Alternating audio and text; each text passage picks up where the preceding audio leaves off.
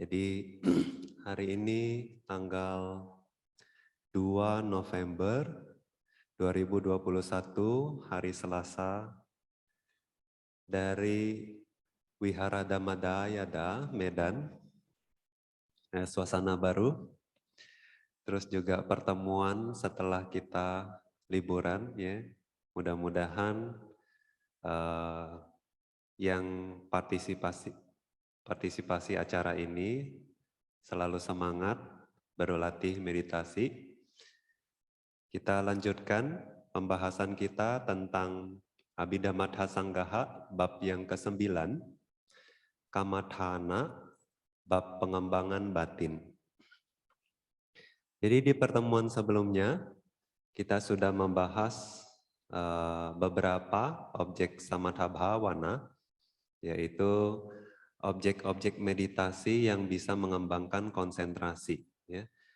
Sejauh ini udah 20 lebih ya. Nah, kemarin kita sudah menjelaskan sampai Dewata Nusati, jadi perenungan kualitas dewa. Nah kali ini kita mau lanjut merenungkan tentang Marana Nusati. Ya. Jadi Marana, kematian, Anusati adalah perenungan yang berulang kali. Jadi Marana Nusati adalah perenungan berulang kali terhadap kematian, ya, kualitas kematian. Nah, sama seperti Buddha Nusati, Dhamma Nusati, Sangha Nusati, Sila, Jaga, Dewata Nusati, Marana Nusati objeknya juga Paramatha Dhamma, ya. Jadi kualitas kematian. Nah, di Marana Nusati ini dijelaskannya yang disebut dengan kematian itu apa? Ya, karena ada banyak jenis kematian, ya. Tapi di sini disebut sebagai Maranangti Eka Bhawa Pariya Panasa Jiwitindriyasa Upacedo. Ya, jadi yang disebut sebagai kematian itu adalah putusnya daya hidup dalam satu kehidupan. Ya. Jadi kalau kematian ya itu terjadi artinya daya hidupnya putus. Nah ini juga yang membatasi satu kehidupan dengan kehidupan yang lainnya. Ya. Jadi sebetulnya kalau secara paramatha dhamma, ya, selama makhluk belum mencapai parinibbana, ya. Jadi parinibbana itu adalah mereka yang sudah mencapai arahat lalu pada saat meninggal disebut sebagai parinibbana. Nah, waktu seorang arahat meninggal karena tidak ada lagi awija, yaitu benih ya, si biang kerok ya, yang membuat kita selalu membuat baik kama baik maupun kama buruk ya, itu karena kita memiliki awija. Nah, kalau awija ini sudah tidak ada, maka yang dilakukan ya meskipun seorang arahat masih beraktivitas, masih berbicara, masih melakukan pelayanan kepada Buddha, ya, kepada Sangha, masih bermeditasi, tapi itu tidak menjadi kama baik Ya. Jadi yang disebut sebagai kiriya hanya berfungsi saja, hanya menjalankan tugasnya saja. Ya. Nah, sampai beliau parinibbana, nanti meninggal. Ya. Nah, karena tidak ada lagi benih awija, ya, jadi kehidupan berikutnya stop, ya, nggak ada lagi nama, nggak ada lagi rupa, tidak ada lagi batin, tidak ada lagi materi yang baru. Nah, sesungguhnya secara paramatha semua makhluk kecuali mereka yang sudah mencapai parinibbana cuti, arus batinnya itu selalu muncul tenggelam. Ya. Meskipun sudah meninggal pun setelah kesadaran cuti atau kesadaran kematian muncul, langsung muncul kesadaran kematian, kesadaran kelahiran kembali, patisandi. Jadi waktu kesadaran cuti muncul dan lenyap, langsung diikuti oleh kemunculan patisandhi. Nah, mungkin hanya ya asanya sata atau makhluk yang tidak memiliki batin ya yang tidak muncul patisandinya. Tapi karena masih ada potensi kamanya, setelah meninggal dari alam asanya sata akan muncul lagi patisandhi. Ya. Jadi hanya khusus untuk asanya sata saja yang di kehidupannya itu ada gap, ya, ada jeda antara kemunculan dan kelenyapan proses batin atau arus batin ini. Nah, tapi kalau semua makhluk yang belum ya, atau yang tidak menjadi asanya sata, ya, mereka akan terus arus batinnya itu muncul lenyap. Nah, jadi kalau arus batin ini selalu muncul lenyap seperti ini, kita tidak bisa mengetahui yang mana yang satu kehidupan dengan kehidupan yang lain. Ya, kalau secara paramatha tidak tahu bahwa sudah berganti alam, ya sudah berganti kehidupan. Nah, tapi karena ya daya hidupnya putus, nah itulah yang dinamakan cuti cita, ya cuti cita. Nah, jadi nanti ada dua cara untuk berlatih ini ya. Nah, yang pertama dia merupakan perenungan secara umum saja ya. Jadi agak campur dikit dengan konsep ya. Nah, nanti yang mana yang campur dengan konsep, yang mana yang sesungguhnya paramatha nanti Bante jelaskan ya. Nah, jadi intinya adalah yang disebut dengan kematian itu adalah putusnya daya hidup dalam satu kehidupan ya. Nah, kematian itu juga ada banyak ya. Ada yang bilang mati misalnya maranang yang pertama ya, maranang jiwit indriyasa upacedo. Jadi putusnya berakhirnya daya hidup, itu yang kita sudah jelaskan ya. Yang kedua samuceda maranang ya. Nah, yang disebut dengan samuceda maranang ini hanyalah seorang arahat. Jadi pada saat arahat meninggal ya, pada saat dhatu parinibbana ya. Nah, jadi dia sudah putus dan tidak muncul lagi ya, samuceda putus ya. Terputus dengan baik gitu ya. Samuceda maranang. Jadi kematiannya tidak muncul lagi ya, arus batinnya. Nah, ada yang disebut dengan kanika maranang. Nah, kanika maranang ini yang setiap kali berlangsung dalam satu kehidupan terus sampai nanti parinibbana cuti ya, atau kecuali bagi mereka yang terlahir sebagai asanya sata ya. Nah, kanika itu adalah momen ya, per momen. Jadi kelenyapan per momen ya, sebagaimana yang kita sudah tahu kalau kita belajar abhidhamma ya, arus batin itu kan sekali muncul dia langsung lenyap ya, sangat cepat. Nah, jadi setelah muncul lenyap, setelah muncul lenyap. Nah, tapi kelenyapan yang seperti ini bukanlah objek dari marananusati ya.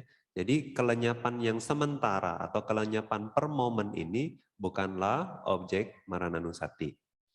Kemudian samuti maranang ya, samuti itu sama seperti panyati, konsep atau sesuatu yang dinyatakan ya, samuti atau disepakati. Jadi contohnya misalnya apa? oh jamnya mati, ya, atau mati lampu. Ya. Nah yang seperti ini sesungguhnya itu benda mati. Ya. Jadi sesungguhnya tidak betul-betul mati, cuma hanya berhenti bekerja saja. Ya. Jadi jamnya mati, mati lampu itu disebut sebagai samuti maranang. Ya. Nah, itu juga bukanlah objek dari Marananusati ini ya. Nah, jadi yang menjadi objek dari Marananusati ini adalah pemutusan atau berakhirnya daya hidup ya, maranang saja. Oke. Nah, di antara pemutusan daya hidup ya ada katanya ada empat cara ya. Nah, empat cara ini jadi kalau kita kelompokkan menjadi dua ya, dua jenis kematian. Yang pertama, kematian sesuai waktunya. Ya, kematian pada waktunya yang dalam Pali sebut kala marana. Kala adalah waktu. Nah, yang kedua adalah akala ya, tidak sesuai waktu, tidak tepat waktu, tidak pada waktunya ya. Jadi kematian ada yang pada waktunya, ada yang tidak pada waktunya. Nah, yang mana yang pada waktunya? Nah, itu dibagi lagi menjadi 3. Nah, yang tidak pada waktunya nanti hanya 1 ya. Nah, yang pada waktunya itu kematian karena berakhirnya kekuatan kebajikan. Ya. Nah, ada lagi yang kematian itu terjadi karena berakhirnya batas usia makhluk tersebut. Ya. Nah, ada lagi yang kematian itu terjadi karena berakhirnya keduanya. Ya. Jadi kekuatan kamanya juga habis, pas juga pada masa usia makhluk tersebut juga habis. Ya. Nah, ini dijelaskan seperti kalau lampu minyak ya, lentera itu ya. Kalau zaman dulu kan pakai sumbu, terus pakai minyak ya. Nah, jadi kalau lentera ini atau lilin ini ya, atau lampu ini, dia mati bisa karena sumbunya habis, bisa mati ya. Nah, bisa juga mati karena sumbunya masih ada, tapi bahan bakarnya habis, ya, minyaknya habis. Nah, atau ya keduanya habis dalam waktu yang bersamaan. Jadi sumbunya habis, bahan bakarnya juga pas habis gitu ya. Nah, ada lagi yang tidak pada waktunya. Itu disebut sebagai kamu pachedaka kama. Ya. Kama upacheda. Upacheda itu adalah dihancurkan, ya, menghancurkan atau dirusak. Jadi kama rusak, kama yang merusak. Ya. Jadi karena kematian ini ya terjadi karena interupsi dari kama penghancur katanya ya. Jadi kalau yang terjadi dalam kehidupan itu biasanya karena kecelakaan atau tiba-tiba dibunuh ya seperti itu. Nah itu interupsi dari kama penghancur. Jadi ada satu kama yang kuat itu menghancurkan kama baik dia yang terlahir sebagai manusia misalnya ya. Jadi manusia dia tidak sampai ujung usianya atau tidak sampai kamanya habis, tapi sudah langsung dibunuh atau mati karena kecelakaan. Nah ini sama seperti pelita yang bukan mati karena sumbunya habis atau bahan bakarnya habis atau keduanya, tapi karena misalnya tertiup angin, ya, atau kepijak gitu ya. Nah itu juga bisa terjadi. Jadi ada 4 ya penyebab kematian. Karena berakhirnya kama, karena berakhirnya usia, atau karena berakhirnya kama dan usia secara bersamaan, dan yang keempat adalah karena terjadi interupsi dari kama penghancur. Ya. Nah di zaman sekarang kita bisa lihat bahwa ada orang ya mati tua ya pada saat usia tua ya. Jadi umur rata-rata orang manusia ya kalau zaman sekarang jadi kurang lebih 75 tahun ya. Misalnya dijelaskan bahwa di zaman Buddha itu umur rata-rata manusia 100 tahun. Setiap 100 tahun itu usia manusia turun 1 tahun ya. Nah, jadi kalau zaman Buddha Sudah 2.565 tahun yang lalu, berarti kita bisa kurangin 25,6. Ya, jadi kita sekarang kurang lebih 75-74 tahun ya. Nah, jadi usia manusia sekarang rata-rata 74 tahun katakanlah. Nah, jadi kalau dia meninggal pas usia 74 tahun atau 75 tahun, ya, nah itu artinya dia meninggal karena batas usianya berakhir. Ya. Nah, tapi ada juga orang yang meninggal pas kama dan batas usianya berakhir. Nah, itu juga kelihatannya pas dia usia tua dia akan meninggal.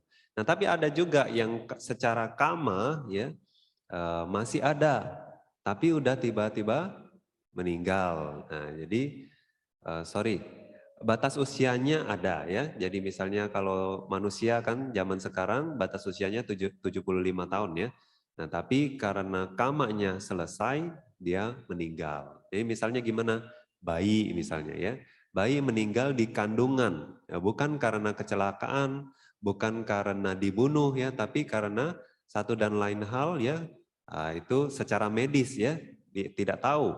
Katanya karena satu dan lain hal, tiba-tiba bayi di dalam rahim ibunya meninggal gitu ya. Nah, itu sebetulnya kalau dari segi Buddhis ya, itu karena kamanya selesai ya.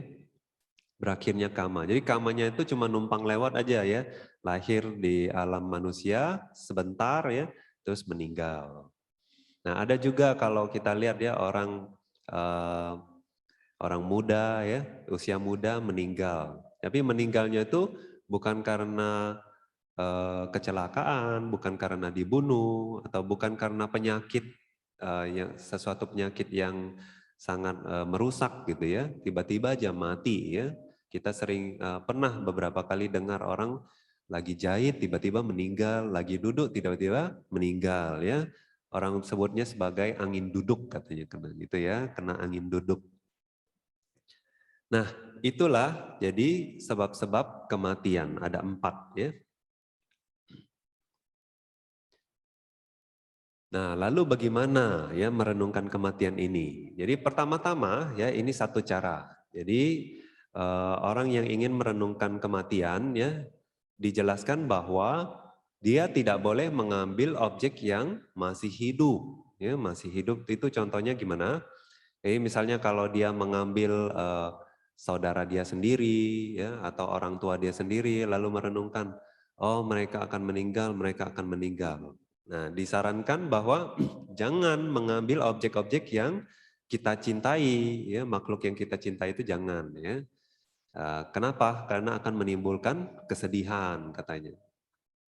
Nah, begitu juga jangan merenungkan makhluk-makhluk yang kita benci, ya atau musuh kita ya. Dia akan mati, dia akan mati. Nah, waktu kita merenungkan begitu, kita malah muncul apa? Kebencian, ya kita bisa benci atau merasa puas ya karena ya akhirnya dia mati gitu ya.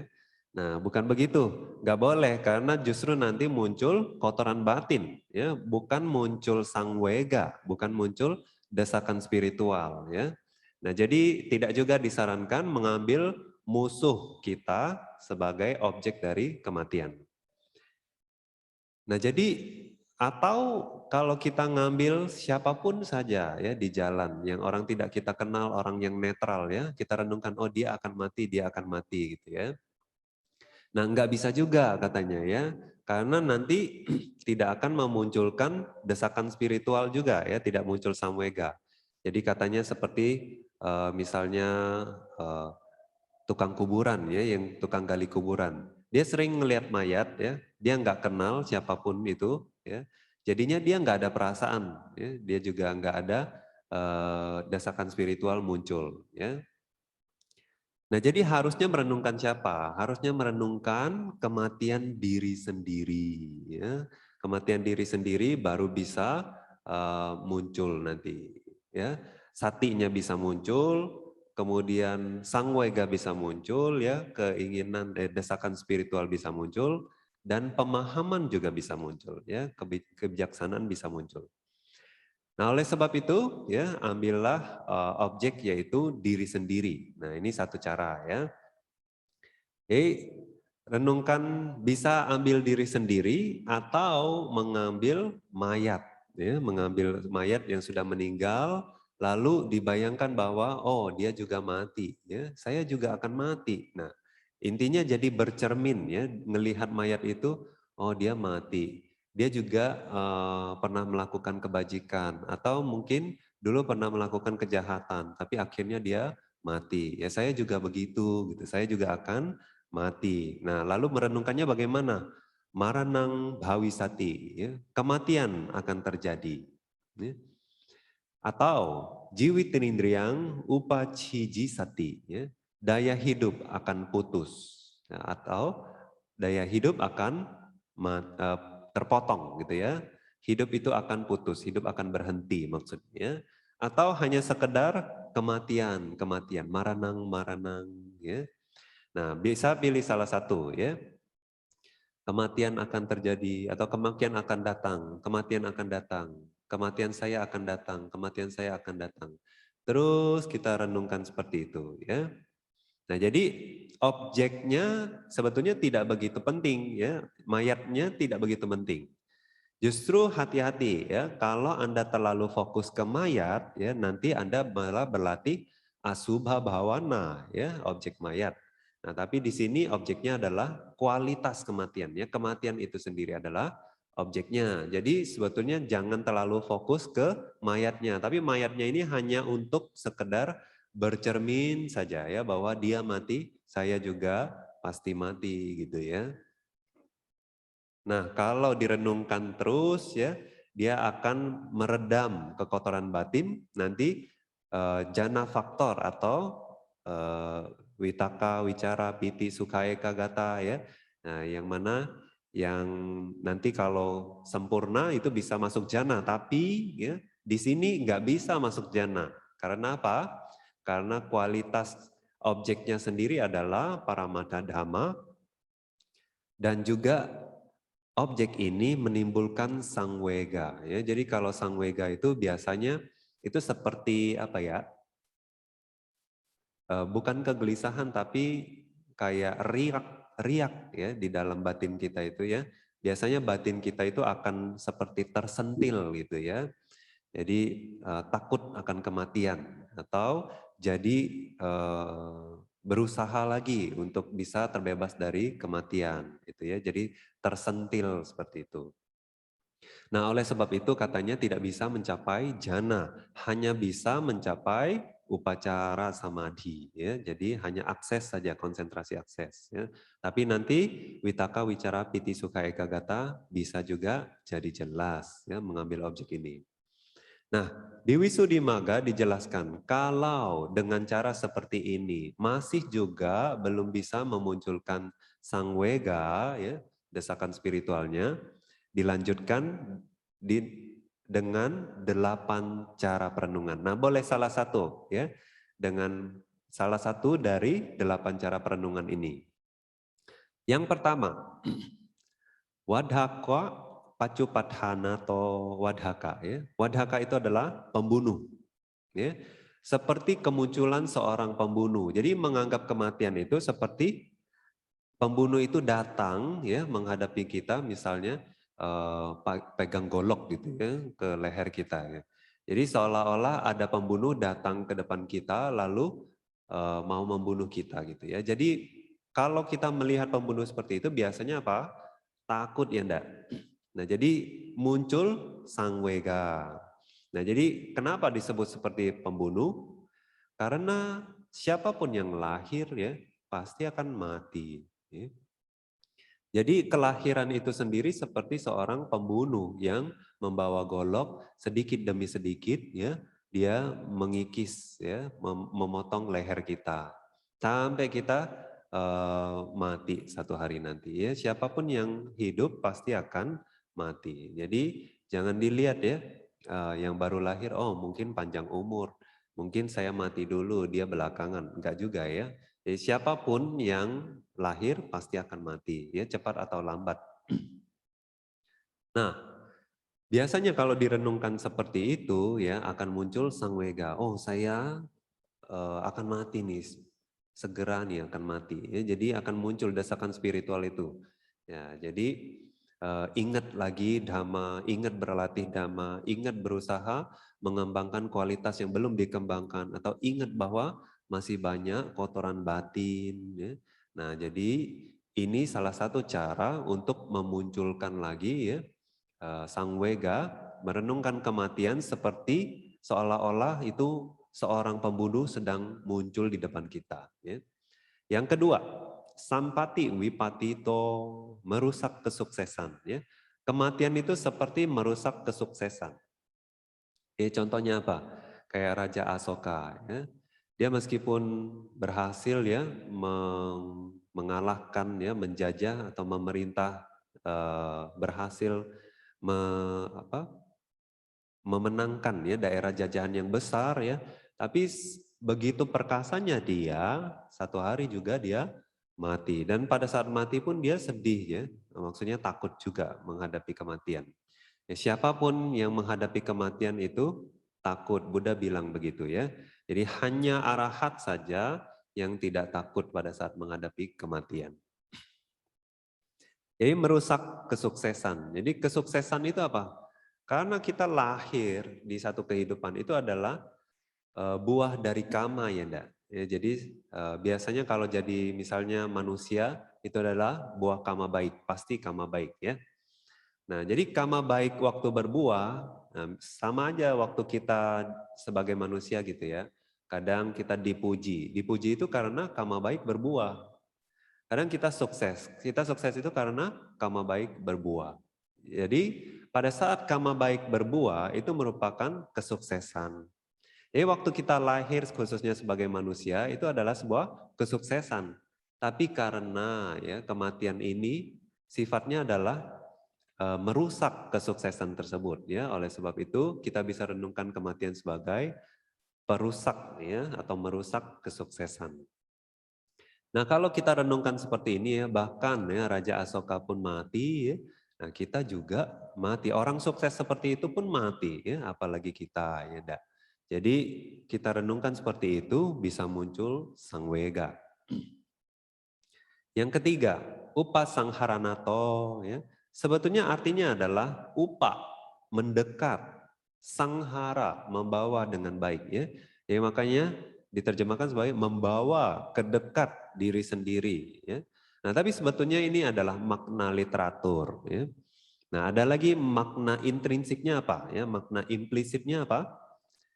Membandingkan dengan orang yang memiliki ketenaran luar biasa. Jadi membandingkan maksudnya itu ya. Jadi membawa dekat ke diri sendiri itu setelah membandingkan dengan kualitas orang lain, maksudnya seperti itu. Nah, jadi di sini membandingkan ke siapa? Dengan orang-orang yang memiliki ketenaran luar biasa ya, terkenal, atau kebajikannya luar biasa, atau kekuatannya luar biasa, atau kesaktiannya luar biasa, kebijaksanaannya luar biasa, ya.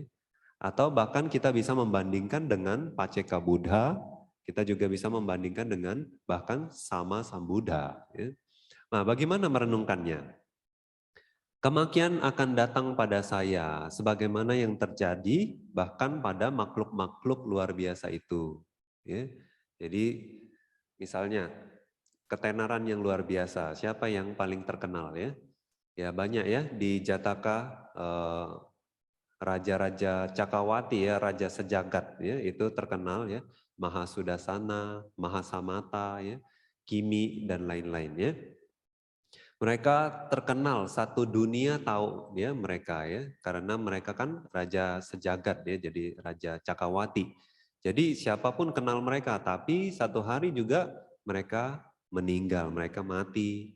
Jadi ketenaran yang seperti itu pun ya, orang yang terkenal seperti itu pun akan mati ya, apalagi kita. Juga yang memiliki kebajikan yang luar biasa ya. Seperti siapa? Jotika ya. Jadi zaman dulu itu ada nama seorang saudagar ya. Jadi seorang saudagar kaya, bahkan dia lebih kaya dari raja ya. Istananya lebih bagus daripada istana raja. Nah, zaman sekarang mungkin orang yang paling kaya di dunia ya seperti itu. Nah, bahkan mereka pun satu hari kan akan mati. Jotika juga mati ya. Memang waktu sebelum mati dia jadi arahat ya, dia jadi biku. Kemudian dia berusaha jadi arahat, nah dia meninggal. Nah, tapi maksudnya yang bajik seperti itu ya, yang banyak kama baik seperti itu, yang bahkan raja pun nggak bisa mengambil harta dia. Nah, kebajikan yang luar biasa seperti itu pun ya satu hari akan selesai ya, akan meninggal juga. Nah, apalagi kita. Terus yang kuat ya, di zaman Buddha dulu ya banyak ya nama-nama Pali itu pegulat zaman dulu ya. Nah, kalau zaman sekarang siapa sih yang paling kuat ya? Pegulat-pegulat zaman sekarang ya, atau misalnya atlet-atlet ya yang menang olimpiade ya, atau yang bahkan mencatat rekor-rekor ya dunia, mereka juga sudah ada banyak yang mati ya. Kemudian yang masih ada pun juga akan mati. Nah, orang-orang kuat seperti itu pun akan mati ya, apalagi kita. Kemudian yang sakti, ya seperti Bante Mahamoggallana. Bahkan bisa dengan jempolnya menggoyang satu surga. Ya. Nah, bahkan Bante Mahamoggallana pun mati enggak? Mati ya. Jadi bahkan matinya menderita sekali ya, disiksa. Nah, jadi yang sakti mandraguna seperti itu pun ya pasti mati ya. Kita apalagi kita. Nah, yang bijaksana contohnya seperti Bante Sariputta ya, yang bisa katanya menghitung rintik hujan ya dalam satu yojana ya. Bayangkan rintik hujan dalam satu yojana. Satu yojana itu kan berapa? Ada yang bilang 12 kilo, ada yang bilang 8 kilo ya. Ya katakanlah kita rintik hujan 1 meter pun kita nggak tahu ada berapa titik ya enggak. Nah, kebijaksanaannya begitu tajam ya. Makhluk yang kebijaksanaannya begitu tajam pun satu hari meninggal ya. Meninggalnya juga Bante Sariputta kan sampai muntah darah ya. Nah, apalagi kita ya. Nah, Paceka Buddha juga yang bisa merealisasi dhamma itu tanpa ada guru ya. Nah, mereka juga mati. Sama Sang Buddha pun juga ya bisa mati ya, satu hari mati. Nah, apalagi kita ya yang bukan siapa-siapa ini. Nah, dengan membandingkan dengan makhluk-makhluk yang luar biasa tersebut ya, kita bisa merenungkan kematian ya.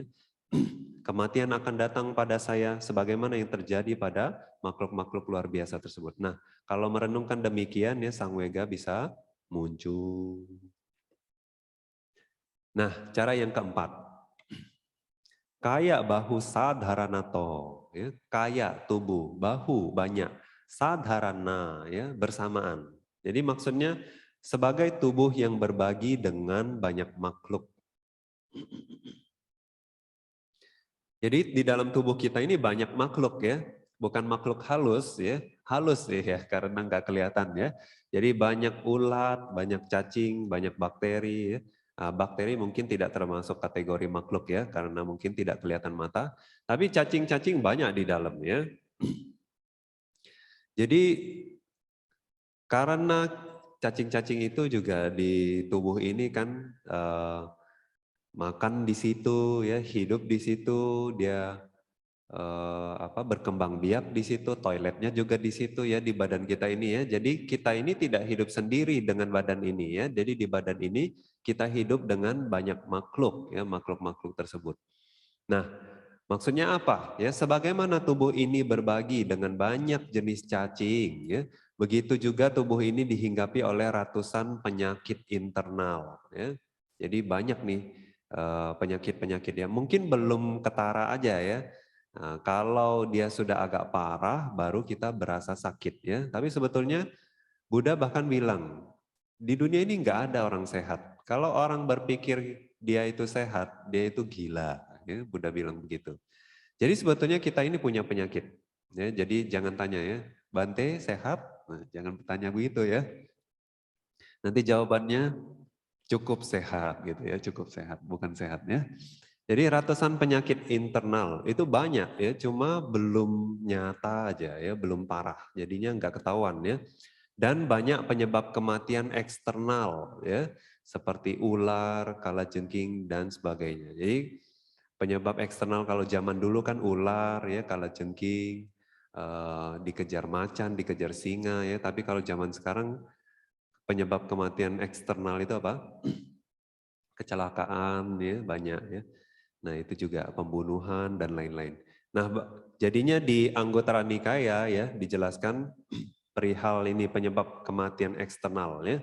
Di sini para biku ya. Nah Buddha mengajak kita ya untuk merenungkan demikian. Di sini para biku, ketika siang sudah berlalu ya, dan malam mulai datang, seorang biku merenungkan demikian. Jadi kalau zaman dulu kan malam itu nggak ada lampu ya, nggak ada listrik. Jadinya malam itu biasanya yang apa? Sering menimbulkan sangwega ya, sering menimbulkan sangwega.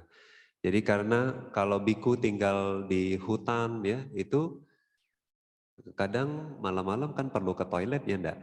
Nah, tapi malam-malam begitu kan nggak kelihatan apa-apa. Nah, waktu turunin kaki pun bisa aja di bawah ada ular. Ya, ada kalajengking, jadi bisa mati. Ya. Makanya Buddha merenungkan demikian ya para biku itu.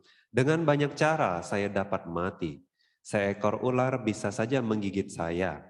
Atau seekor kalajengking bisa saja menyengat saya. Atau seekor lipan bisa saja menyengat saya. Saya bisa mati karena itu. Ya. Nah kalau bayangkan, turunin kaki pun kita nggak tahu masih hidup atau enggak. Berikutnya ya, 5 menit berikutnya. Nah, apakah kita masih berleha-leha ya, bermalas-malasan ya? Kalau kita tahu bahwa turunin kaki pun kita bisa mati ya. Atau saya bisa saja tersandung ya, kalau tidak digigit hewan ya, kita bisa saja tersandung dan terjatuh ya, apalagi kalau biku yang tinggal di daerah pegunungan ya. Nah, itu bisa tiba-tiba kelihatannya seperti ada rumput tapi ternyata bolong jurang ya. Jadi tersandung dan jatuh, mati. Ada bahkan Bante dengar ya, di Thailand ada biku Kanada, ya dia tinggal di satu gua. Terus di sekitar sana juga ada 3 biku tinggal ya.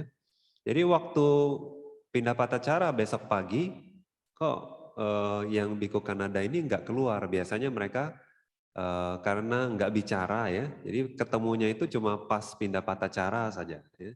Jadi waktu mau pindah patah itu temannya nggak keluar. Lama ditunggu nggak keluar. Ya udahlah kita pindah patacara dulu. Mungkin dia sakit atau karena satu hal ya, nanti baru dijenguk gitu. Ya pas pulang pindah cara, terus temannya jenguk, ya udah meninggal ya. Kayaknya udah cukup lama, udah dari malam ya meninggalnya. Dia itu meditasi jalan di dalam gua, terus kesandung kepalanya terbentur batu. Ya. Nah jadinya meninggal langsung di tempat. Nah jadi kita nggak tahu kapan kita itu mati ya, khususnya mereka yang tinggal di hutan ya, ditinggal masih alami sekali tempat tinggalnya ya, biasanya itu kematiannya juga semakin mudah, maksudnya peluang kematiannya ya lebih banyak. Nah, atau makanan yang saya sudah makan bisa saja tidak cocok dengan saya, ya. Atau cairan empedu saya bisa terganggu, atau lendir saya bisa saja terganggu dan menyiksa saya seperti ditusuk pisau, ya. Saya bisa saja mati karena itu, ya. Nah, baru belum lama yang lalu ya, ada umat cerita ke Bante karena makan bee pollen, ya, serbuk bunga, ya. Dia nggak tahu dia alergi serbuk bunga itu, tapi udah kayak mau mati habis minum ya. Jadi habis minum itu dia langsung kecekik ya, nggak bisa nafas. Untungnya deket sama rumah sakit ya, bisa cepat ditindak. Nah jadi kadang kita juga karena makan ya, bisa saja tidak cocok dan tiba-tiba mati ya. Hati-hati. Nah oleh sebab itu kita itu bisa mati oleh apa aja ya dari externality. Memang khususnya kalau kita yang tinggal di kota gitu ya, kita seringnya lebih merasa aman ya enggak, di dalam rumah kita merasa aman dan nyaman ya. Jadinya kita nggak berpikir bahwa sewaktu-waktu kita bisa mati. Ya. Nah, jadi kadang-kadang kita perlu juga merenungkan kematian ya. Biasanya kalau terlalu nyaman, ya, terlalu aman, kita itu jadi mudah lalai ya, malas, kekotoran batin mudah muncul. Itu sebabnya juga Buddha kan memberikan 8 sila ya. 8 sila yang ke-8 apa? Tinggal atau duduk ya, tidur di tempat yang mewah dan tinggi. Ya. Nah, itu juga supaya apa sih? Apa sih problemnya, apa sih masalahnya kalau kita duduk di tempat yang tinggi atau tempat tidur yang mewah seperti itu? Nah, pikiran kita itu mudah kepikiran objek-objek yang bisa menimbulkan kotoran batin kalau kita duduk di tempat yang terlalu mewah atau atau tidur di tempat yang mewah. Oleh sebab itu ya, kita orang kota ya, kita juga Bante juga termasuk orang kota, sekarang tinggal di kota ya. Jadi hati-hati ya, kadang-kadang kita juga perlu merenungkan kematian. Karena tinggal di kota misalnya semuanya nyaman, biasanya mudah lalai ya. Nah, Buddha bilang ya di Dhammapada, orang yang melihat duka, dia dekat ke Nibbana, Buddha bilang gitu ya. Ya, orang yang melihat penderitaan, orang yang menderita itu justru dekat dengan kebahagiaan. Ini dibilangnya justru ke Nibbana, dekat dengan Nibbana. Kenapa? Ya itu, karena kalau melihat penderitaan itu ya mudah muncul sangwega yang akhirnya mudah melepas. Nah, di banyak cerita ya di Tipitaka juga biku-biku ya udah deket mau meninggal malah jadi arahat ya enggak. Nah, ada lagi yang sengaja bahkan melukai dirinya gitu ya supaya mudah fokus, ya, mudah fokus terus direnungin ya sakitnya itu sebagai anicca dukkha anatta, dia mencapai arahat ya. Nah kalau Anda jangan ditiru ya, jangan ditiru. Maksudnya mereka itu karena sadha ya, keyakinannya sangat kuat, usahanya juga sangat kuat dan tentunya mereka tidak buta-buta aja ya coba bunuh diri begitu ya, tapi karena mereka cukup yakin ya dan berpikir bahwa ya mendingan mati daripada tersiksa oleh kotoran-kotoran batin gitu ya. Nah, tapi mereka adalah orang yang punya parami luar biasa ya. Hanya mereka yang punya parami luar biasa saja yang boleh coba-coba ya. Nah, oke. Nah, jadi kalau sudah mendekati kematian seperti itu ya, biasanya pikiran kita gimana? Lepas ya enggak? Apalagi yang mau dipegang ya enggak? Kalau kita sudah mau meninggal gitu. Nah, biasanya karena kita pikirannya jadi mau melepas seperti itu, jadi mudah merealisasi itu maksudnya. Nah, jadi kadang-kadang kita penting juga ya merenungkan perihal kematian ini. Nah, yang kelima, diajarkan bahwa kita bisa merenungkan karena tubuh ini bergantung pada ya, tubuh ini rapuh ya. Ayu dubalato. Ayu itu umur atau usia ya. Dubala itu renta atau rapuh ya, lemah. Sebagai rapuhnya kehidupan ya. Karena apa? Kenapa rapuh hidup ini? Tubuh ini kan bergantung pada nafas, postur, suhu, 4 unsur dan makanan. Contohnya apa ya? Nafas. Kalau nafas masuk aja, nafas keluar enggak keluar lagi, ya apa yang terjadi? Mati, ya enggak. Tubuh ini stop bernafas. Kalau kita enggak bernafas, kita mati. Ya. Jadi kalau masuk aja enggak keluar, atau kalau keluar aja enggak masuk lagi, ya kita mati. Ya. Nah begitu juga postur. Ya. Kalau kita berdiri terus, ya bisa-bisa sakit juga ya kita ya, tidak bisa cepat mati juga ya, atau kita baring terus ya. Jadi bagaimanapun tubuh kita ini harus balance ya, harus ada jalannya, harus ada duduknya, berbaring ya. Nah kalau zaman dulu biku-biku bisa berlatih 3 postur ya, 3 postur. Ya, masih bisa kalau 3 posturnya. Tapi intinya adalah untuk balance ya. Nah, kalau kita satu postur aja itu bisa problem, ya, badan kita bisa problem, tubuh kita bisa problem, umur kita juga jadi pendek. Ya. Terus suhu, ya, kalau terlalu panas kita bisa mati. Kalau terlalu dingin juga kita bisa mati. Ya.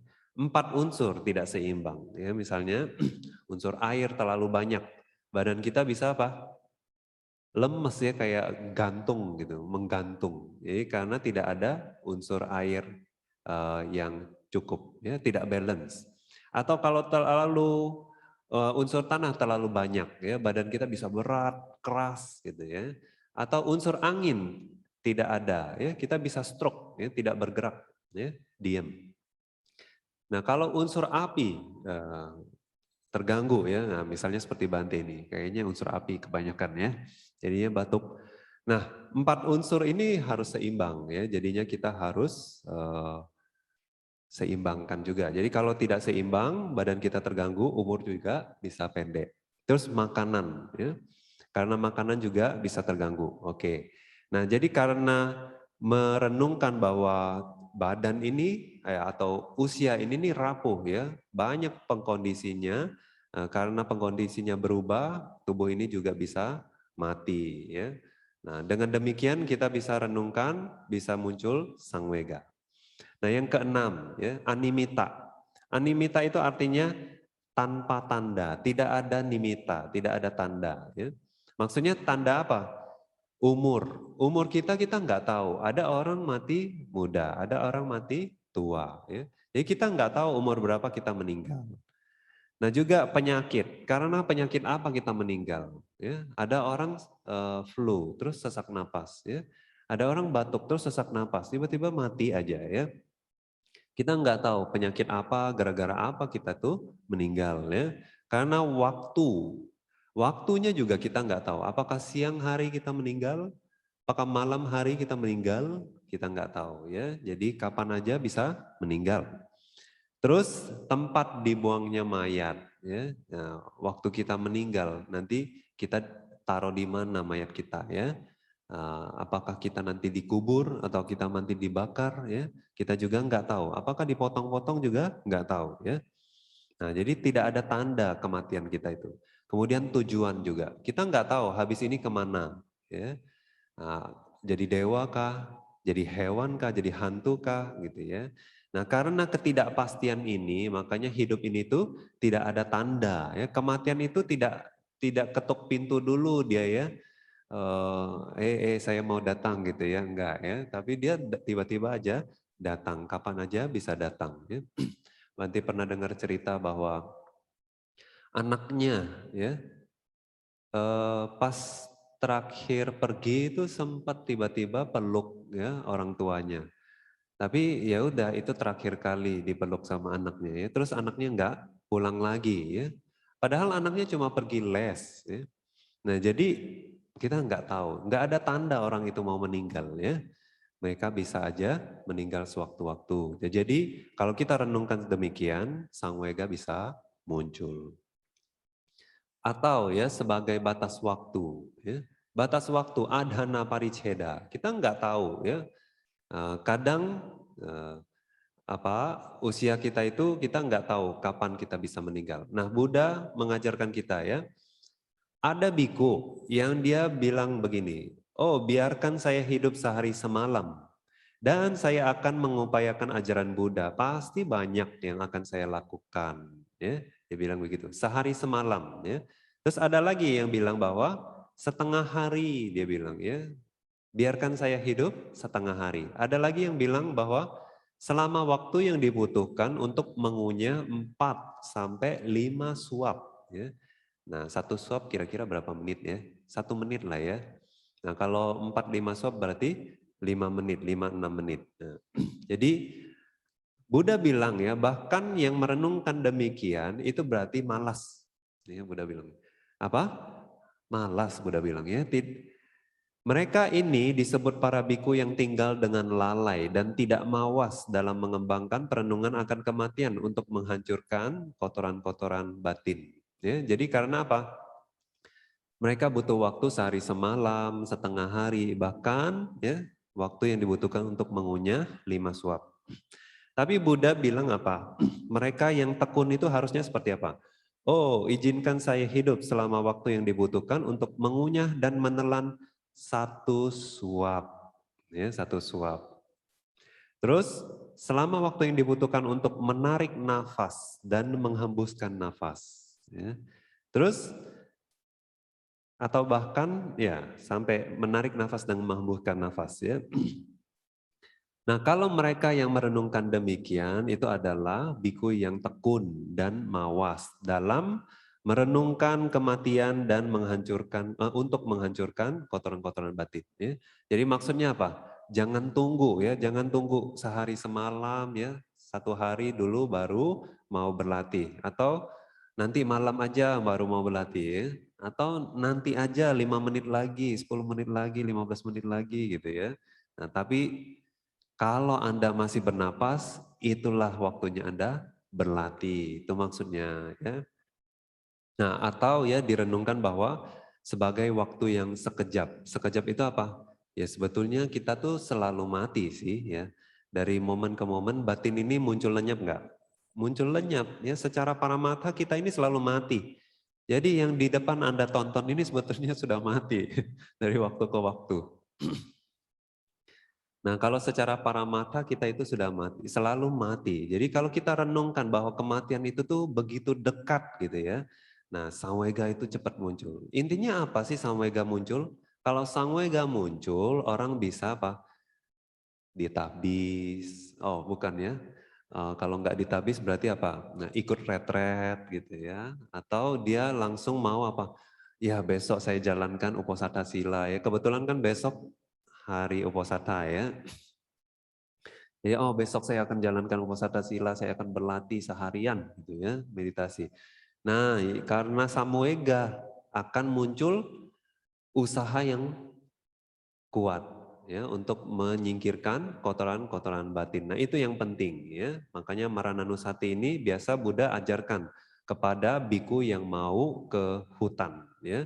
Karena di hutan siapapun nggak lihat ya. Jadi dia harus bergantung sama dirinya sendiri. Oleh sebab itu, kadang-kadang dia perlu merenungkan kematian. Ya. Nah, jadi manfaat mengembangkan kematian ini apa? Selalu tekun. Ya. Yang kedua, dia mendapatkan persepsi tidak tertarik terhadap semua jenis kehidupan. Dia pikir apa? Mau manusia juga mati, mau jadi dewa juga mati. Bahkan Brahma yang usianya bahkan waktu dunia ini hancur baru mati pun ya dia juga pasti akan mati. Jadi mau hidup sebagai apapun dia udah nggak tertarik lagi ya. Tertariknya apa? Bebas dari kehidupan. Itu yang penting ya. Yang ketiga, ia mengalahkan kemelekatan terhadap hidup. Ya, nah ya biasanya gitu ya. Kalau kita merasa kematian itu sudah dekat ya, kita mau melepas apa aja ya. Kita nggak peduli lagi yang lain. Yang penting apa? Batin ini dibajik ya, dalam kebajikan. Yang keempat, ia mencela kejahatan. Ya, sudah pasti ya kalau sudah mau mati, apakah masih mau berbuat jahat ya? Enggak ya, enggak akan lagi. Kemudian ia menghindari banyak menyimpan materi. Nah, waktu mau mati apakah masih mau pelit ya? Apakah masih mau simpan-simpan barang ya enggak? Nah, pasti mau udah kalau bisa mah kebajikan dilakukan, semua harta dikasih ya. Nah, itu bisa terhindar ya rasa pelit itu. Oke, jadi ia tidak pelit perihal barang-barang kebutuhan materi. Nah, yang ketujuh, persepsi akan anicca tumbuh dalam dirinya. Ya, dia selalu ingat bahwa ya semuanya itu pasti lenyap ya, anicca. Kemudian diikuti oleh persepsi dukkha, bahwa kehidupan itu penderitaan dan bahwa saya itu tidak bisa bahkan mengendalikan hidup saya sendiri. Tubuh saya ini nggak bisa saya kendalikan ya, pasti hancur satu hari. Nah, itu anatta. Jadi persepsi akan anicca, dukkha, anatta itu menjadi jelas bagi yang mereka yang merenungkan kematian. Nah, ia meninggal dengan kesadaran penuh ya dan tidak takut. Karena apa? Ya selalu dia itu merenungkan kematian. Jadi kapanpun kematian datang, dia sudah siap. Ya. Jika ia tidak mencapai nibbana di kehidupan ini, ia terlahir di alam bahagia. Nah, inilah manfaat mengembangkan Marananusati. Kalau dengan cara yang awal ya hanya mati, mati, mati, tapi tidak bisa konsentrasi ya. Anda bisa dengan merenungkan 8 cara tadi ya, salah satunya Anda boleh atau 8-8-nya juga boleh. Nanti muncul keinginan ya yang terdesak ya, spiritualnya terdesak. Nah, itu nanti kotoran batinnya teredam, bisa menjadi konsentrasi sampai upacara samadhi. Nah, tapi juga dijelaskan bahwa sebetulnya yang paling tepat ya, adalah pada saat daya hidup itu mati. Nah, makanya biasanya di PAOK ya itu direnungkan, dilatih ya setelah mereka bisa melihat bawangga ya, setelah meditator bisa melihat bawangga. Bawangga kan pintu batin ya. Nah, jadi waktu sebuah mayat ya, itu kalau kita lihat bawangganya dia nggak ada cahaya di situ ya. Karena udah padam. Nah, jadi biasanya ya setelah merenungkan setelah meditasi terhadap mayat baru diajarkan meditasi tentang kematian. Nah, ini adalah Marananusati yang asli karena melihat pada saat bawangga padam ya, waktu daya hidupnya terputus. Itu pada saat bawangganya padam. Jadi bagaimana kalau direnungkan di PAOK ya? Pertama mengambil mayat ya. Kemudian dengan objek mayat ini bisa mencapai jana satu. Nah, tentunya mayatnya bukan mayat kita ya, mayat orang lain yang mungkin kita pernah lihat dalam satu kehidupan ya, dalam hidup ini. Nah, jadi kita renungkan mayat, oke. Setelah masuk jana satu, nah kita ganti. Kita bayangkan kita yang tidur di situ ya, kita yang berbaring, kita yang mati. Nah, terus kita renungkan, saya juga akan mati, saya juga akan mati. Seperti orang tadi mati, saya juga pasti akan mati ya. Nah, terus kita fokus ke bawangga kita ya. Seperti kita melihat eksternal ya, bawangga kita yang eksternal itu. Nah, kita mau lihat sampai bawangga ini padam. Nah, kebanyakan meditator melihat mereka tubuhnya jadi tidak bisa dikenali. Artinya apa? Ada yang jadi tua, ada yang meninggal usia muda ya. Tapi mereka jadi bisa kira-kira ya, saya akan meninggal usia berapa gitu. Nah, nanti mereka lihat di bawangganya, terus bawangganya lenyap. Nah, pada saat itu waktu dia lihat bawangganya lenyap, baru itu cuma mayat lagi ya, sudah enggak hidup lagi. Nah, jadi dia bisa renungkan, oh, kematian itu pasti akan datang ya, kematian, kematian, kematian. Nah, seperti itu yang dijelaskan bahwa eka bawa pariya pana sa ya, jiwitindriya upacedo itu maksudnya ya. Jadi putusnya daya hidup itu adalah pada saat bawangga itu padam ya. Jadi hari ini selesai penjelasan tentang Marananusati. Pertemuan berikutnya kita akan menjelaskan tentang kaya gata sati. Sadu, sadu, sadu. Terima kasih, Bante. Baik, Bante, mungkin kita akan masuk ke sesi tanya jawab ya, Bante. Ya. Kalyanamita, mari kita masuk ke sesi tanya jawab.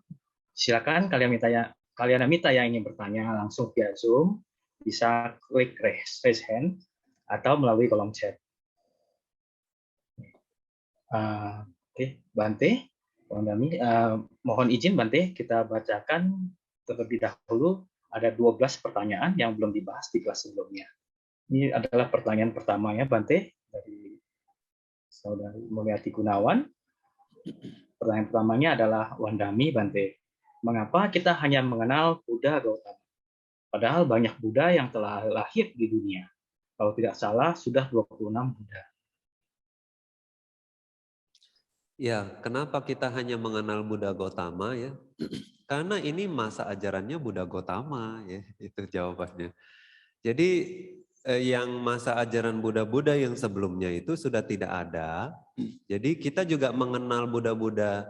Kita tahu ada 24 Buddha sebelumnya. Ada yang bilang 24 Buddha, ada yang 26 Buddha gitu ya. Sebetulnya Buddha Gautama ini yang kedua empat itu sebetulnya dihitung dari Dipangkara Buddha ya.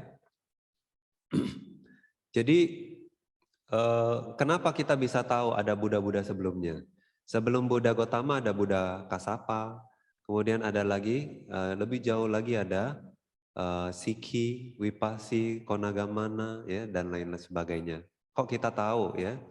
Karena Buddha menjelaskan, ya, karena Buddha Gotama yang menjelaskan bahwa dulu ada ya.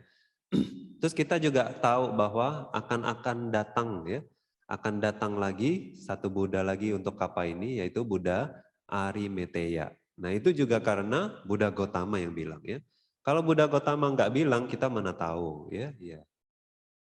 Nah jadi karena ini adalah ajaran Buddha Gotama, makanya yang paling terkenal itu adalah Buddha Gotama. Yang paling sering dibahas di dalam Tipitaka itu adalah Buddha Gotama. Karena apa? Tipitaka adalah ajaran Buddha Gotama, ya.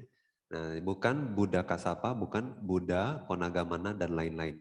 Oleh sebab itu kita lebih mengenal Buddha Gotama daripada Buddha-Buddha yang lainnya. Nah, tapi Anda kalau mau tahu tentang Buddha-Buddha yang sebelumnya juga Anda bisa baca ya. Itu juga dijelaskan. Misalnya itu di apa ya?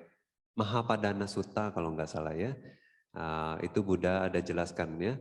Buddha ini zaman kapan dilahirkan ya?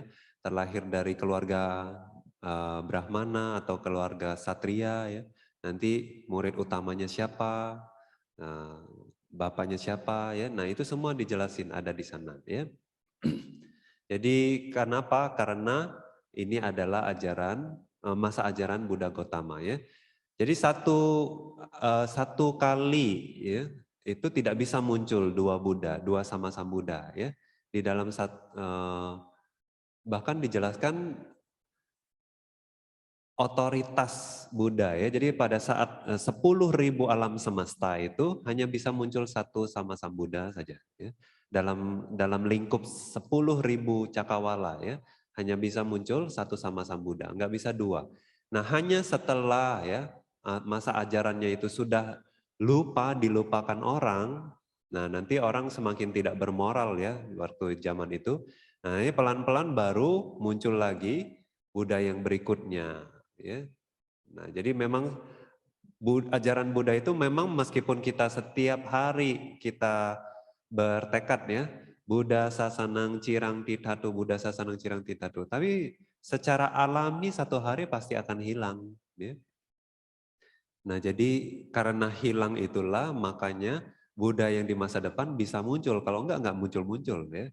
Nah, nanti kalau di zaman Buddha yang di masa depan, ya kita kenalnya Buddha yang di masa depan itu lebih dalam daripada Buddha-Buddha yang lainnya.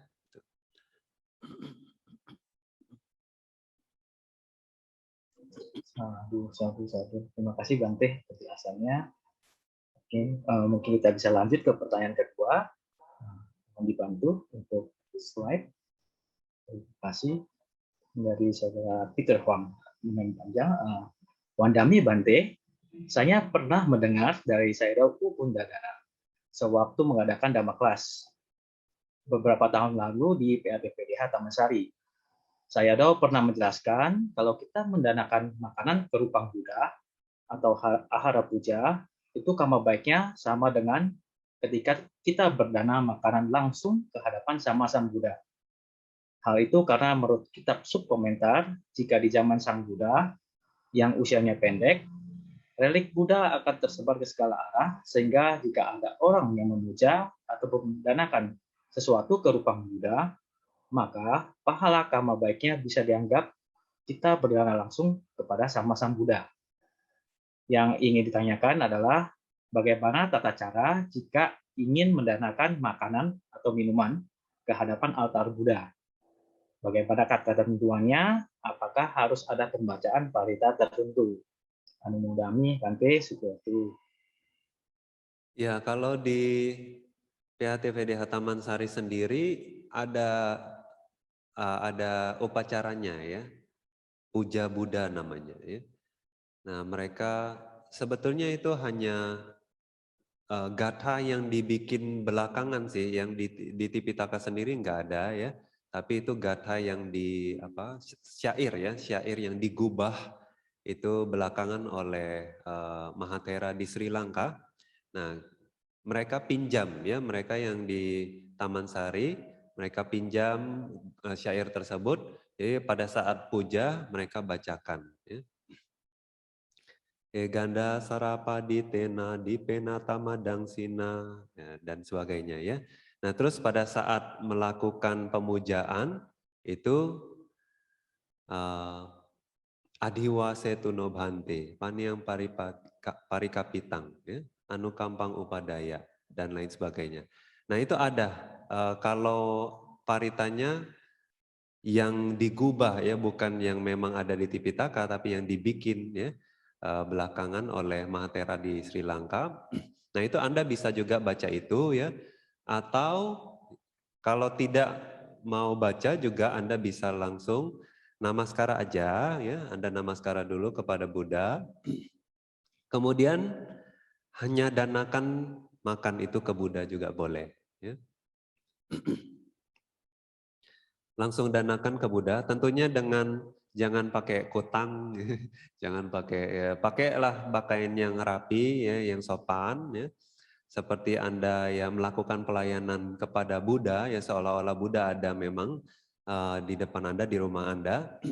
Nah, jadi Anda lakukanlah dengan penuh penghormatan, ya. Terus kemudian namaskara lagi, ya. Nah, jadi seolah-olah Anda merawat Buddha aja di rumah Anda. Nah, kalau Anda melakukan itu dengan penuh penghormatan, harusnya tidak ada masalah. Jadi, cuma di berbagai tempat caranya berbeda-beda. Tidak ada harus seperti itu, tidak ada harus ritual seperti itu ya. Karena di Tipitaka sendiri sebetulnya tidak ada ya. Bante belum pernah dengar bahwa setelah Buddha meninggal itu dikasih dana makan ya. Misalnya ke Rupang Buddha atau bahkan ke pohon Bodhi. Kalau berdana bunga ya, berdana bunga, berdana pelita, berdana dupa. Nah, itu pernah dengar ya, pernah baca. Tapi kalau berdana makanan itu sebetulnya belum pernah baca. Nah, mungkin ada di Tika ya, tapi Bante belum pernah baca tikanya. Jadi makanya tidak ada ritual yang fix harus bagaimana berdana makanan ke Buddha itu ya. Nah, jadinya sebetulnya yang penting adalah niat Anda, kemudian Anda juga harus memperlakukan seolah-olah memang Buddha ada di rumah Anda, jadi Anda harus berpakaian sopan, Anda danakan dengan penuh penghormatan. Itu lebih penting ya. Sadu. Semoga dapat menjelaskan pertanyaan yang telah disampaikan. Mungkin kita bisa lanjut dulu, satu lagi pertanyaan dari yang sebelumnya. Pertanyaan ketiga dari Saudari Paven. Wandami Bante, apakah Sila Nusati dan Caga Nusati bisa dikategorikan sebagai meditasi Vipassana? Anumodana atas jawabannya Bante. Ya, jadi kita harus tahu ya, meditasi Vipassana itu apa dan bagaimana ya. Oke, pertama kita harus tahu apa itu Vipassana ya. Apa objeknya itu penting. Ya, objeknya oke, dijelaskan bahwa objeknya adalah paramatha dhamma ya ndak ya. Nama, rupa ya, fenomena batin, fenomena materi, itu objek Vipassana. Oke, kalau dari segi objek ya, Sila Nusati sama Caga Nusati objeknya juga paramatha ya. Tapi ya, perenungannya bagaimana sih kalau latih Vipassana? Objeknya boleh sama, tapi cara merenungannya bagaimana? Nah, kalau Vipassana itu kan direnungkan sebagai anicca, dukkha, anatta. Setelah melihat kemunculan dan kelenyapan dari fenomena batin atau fenomena materi tersebut ya. Nah, tapi waktu kita berlatih Sila Nusati atau Caga Nusati gitu ya, kita tidak melihat kelenyapan dan kemunculannya ya. Kita hanya fokus ke kualitas itu saja. Ya, sama seperti waktu kita misalnya kita ingat, oh kemarin saya marah. Terus, oh itu marah, itu dosa berarti ya. Marah itu dosa. Nah kemudian kalau kita rasakan, rasanya bagaimana waktu itu marah? Nah itu wedana. Nah memang objeknya adalah fenomena batin ya enggak? Itu kan bentuk-bentuk batin. ya, wedana, dosa, ya. Nah itu bentuk batin. Tapi yang kita lihat kan hanya ya, cetasika itu saja, hanya fenomena batin itu saja. Kita tidak lihat kemunculan dan kelenyapannya. Nah juga kita tidak renungkan sebagai tidak kekal, penderitaan, dan bukan diri. Oleh sebab itu ya, Sila Nusati dan Caga Nusati tidak dikategorikan sebagai meditasi Vipassana. Ya. Sadu, Bante. Biasanya. Kita mungkin next satu pertanyaan lagi, Bante, dari pertanyaan sebelumnya. Pertanyaan keempat, dari Saudari Mary, Wandami, Bante. Pertanyaan pertamanya adalah, apabila supaya perenungan Marana Nusati lebih kuat muncul samweganya, apakah bisa kita pakai seperti kain kafan, peti, tapi akan membuat keluarga berpikir kita aneh karena tidak sama sadar.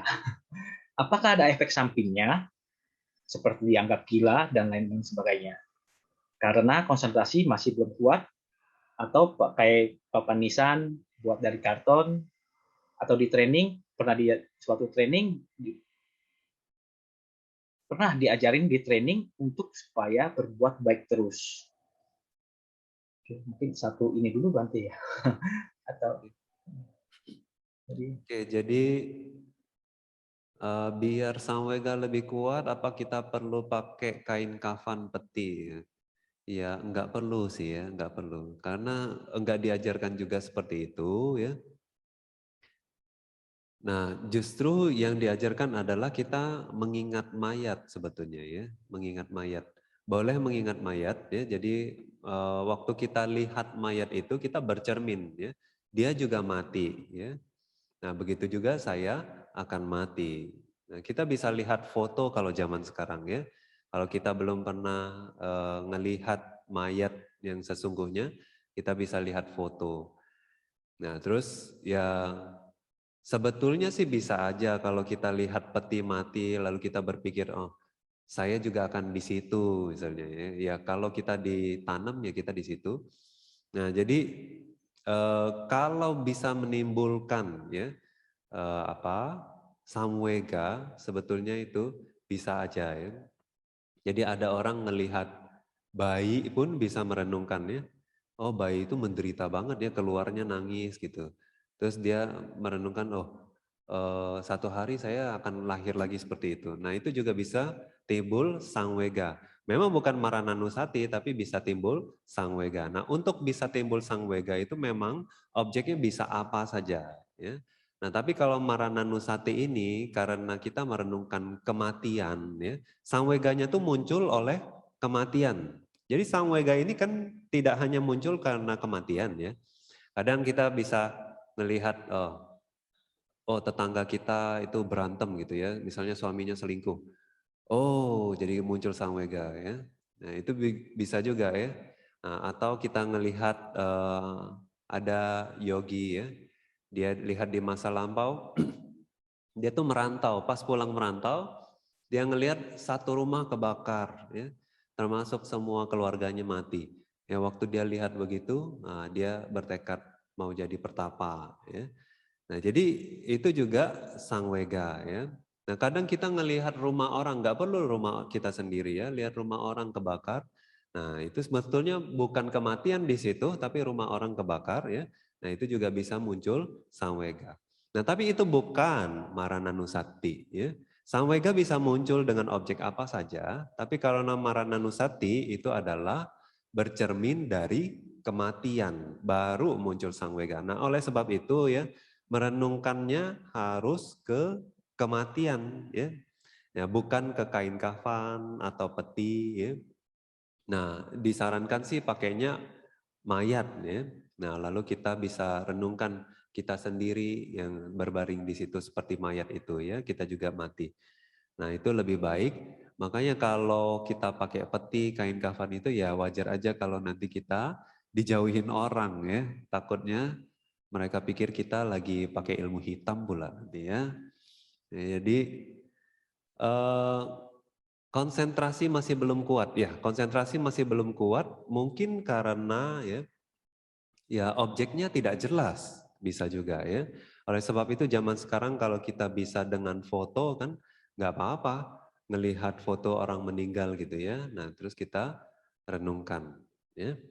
Nah jadi dilihat dulu objeknya ya, direnungkan dulu kematian-kematian, lalu baru tutup mata ya, renungkan sebagai kematian. Ya. Nah, konsentrasi itu akan terjadi kalau persepsi kita akan objek itu kuat. Ya. Nah, oleh sebab itu, yang penting adalah objeknya itu kuat. Ya, persepsi akan kematian itu kuat, maka nanti konsentrasi akan makin kuat. Nggak perlu pakai papan nisan, nggak perlu pakai karton. Ya. Kalau berbuat baik terus ya itu bagus ya, tapi nggak ada hubungannya sama kematian. Ya. Kita lanjut ke pertanyaan keduanya, masih.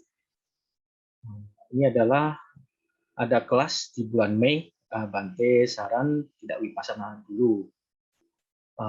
Mungkin pertanyaannya adalah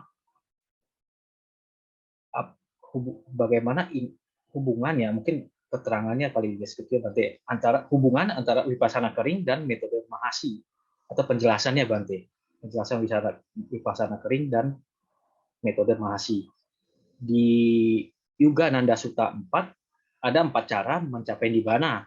Salah satunya adalah wipasana baru samatha. Karena kebetulan mungkin saudari Mary tidak bisa konsentrasi, tapi sudah mulai melihat gejolak batin aku salah, dan secara peka. Setelah ikut kelas dari Abhidhamma Sanggaha dan Satipatthana Sutta. Seperti itu nanti. Oke, jadi ada di Mahaparinibbana Sutta ya, Buddha kasih kita patokan ya, standar. Jadi Buddha bilang, bisa saja ya nanti satu hari ya di masa depan itu ada seorang Mahathera. Ya, Mahathera ini bilang apa? Bahwa saya mendengar langsung dari mulut Sang Buddha. Buddha itu mengajarkan demikian-demikian. Ya. Nah, kalian para biku jangan langsung percaya, ya, jangan langsung percaya. Terus Buddha bilang apa? Pertimbangkanlah, ya, sandingkanlah gitu ya, dibandingkan dengan Dhamma dan Winaya yang Buddha sudah ajarkan. Kalau ya omongan dari Mahathera tersebut itu sesuai dengan Dhamma dan Winaya yang saya sudah ajarkan, maka kalian boleh percaya. Ya, kemudian kalian jalankan, kalian praktekkan. Nah, tapi kalau ucapannya itu tidak sesuai dengan Dhamma Winaya, maka kalian bisa hiraukan, ya. Jadi acuhkan saja. Nah, oleh sebab itu ya, kita itu nggak bilang ini metode Mahasi, metode Paok, ya, metode Mogok dan lain sebagainya. Metodenya itu nggak penting. Tapi sesungguhnya ajarannya itu sesuai nggak dengan Dhamma Winaya Sang Buddha, itu yang penting. Ya. Nah, kalau sesuai dipraktekkan akan bermanfaat. Nah, kalau tidak sesuai, nah itu tidak tahu nantinya akan jadi apa ya, maksudnya buahnya apa gitu, manfaatnya apa, akibatnya apa, dampaknya apa, ya itu tidak tahu. Karena kalau Buddha mengajarkan Dhamma Winaya ya, tujuannya adalah untuk menyingkirkan kotoran batin, menjadi semakin bijak. Ya.